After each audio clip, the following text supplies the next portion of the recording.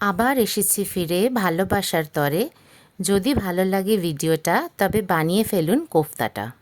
এই রান্নাটা বাঙালি বাড়ির নিরামিষ দিনের বেশ পছন্দের খাবার।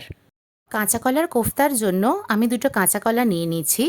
ওপর আর নিচের অংশটা কেটে নিয়ে মাঝখান থেকে দুভাগ করে সেদ্ধ করে নিতে হবে। এর সাথে সাথে দুটো আলুও সেদ্ধ করে নিতে হবে। কাঁচা কলাটা কিন্তু খোসা শুদ্ধই সেদ্ধ করবেন। সেদ্ধ করে কাঁচা কলার খোসা ছাড়িয়ে নিয়েছি। এর মধ্যে দিতে হবে নুন, হলুদ, কাশ্মীরি লাল লঙ্কার গুঁড়ো, এটা কিন্তু রঙের জন্য, ধনের গুঁড়ো, জিরে বাটা, আদা বাটা।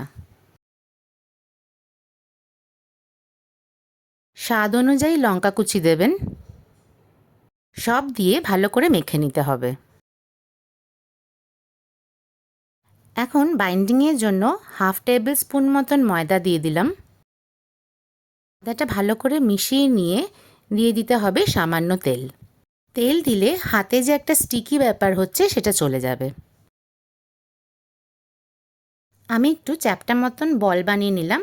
আপনারা আপনাদের পছন্দ হিসাবে কিন্তু শেপটা দিতে পারেন।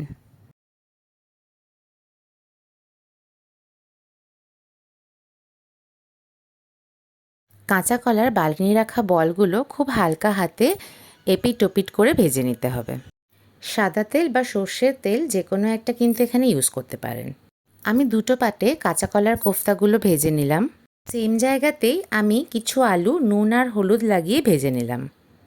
আলুগুলো আমার ভাজা হয়ে গেছে। সেম পাত্রেই আমি জিরে আর তেজপাতা ফোড়ন দিয়ে দিলাম। একটু ক্র্যাক হলেই দিয়ে দিতে হবে 1 টিস্পুন আদা বাটা, আপনাদের স্বাদ অনুযায়ী লঙ্কা বাটা,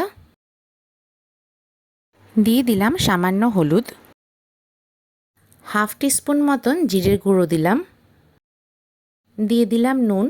নুনটা কিন্তু প্রথমে একটু কমই রাখবেন। আর দিয়ে দিলাম মাঝারি সাইজের একটা টমেটো কুচি। সব মশলা ভালো করে ভাজতে হবে। ঢেকে ঢেকে রান্না করবেন এখন, যতক্ষণ না মশলার কাঁচা গন্ধটা বেরিয়ে যায়। আমার মশলাটা ভাজতে আরেকটু বাকি আছে। এখন দিয়ে দিলাম সামান্য কাশ্মীরি লাল লঙ্কার গুঁড়ো, এতে বেশ সুন্দর একটা রং আসে। আর দিলাম সামান্য গরম মশলা। আরও 2-3 মিনিট মতন মশলাটা ভাজবো। আমার মশলাটা ভাজা হয়ে গেছে, মশলার থেকে তেল বেরিয়ে গেছে আর বেশ সুন্দর একটা গন্ধ বেরোচ্ছে। এখন ভেজে রাখা আলুগুলো দিয়ে সামান্য একটু নেড়ে চেড়ে নেব। দিয়ে দিলাম জল। জলের পরিমাণটা একটু বেশি কিন্তু রাখতে হবে, কারণ আলুটা এখনও কাঁচা। ঢাকা দিয়ে আলুটা সেদ্ধ হওয়া পর্যন্ত কিন্তু অপেক্ষা করতে হবে।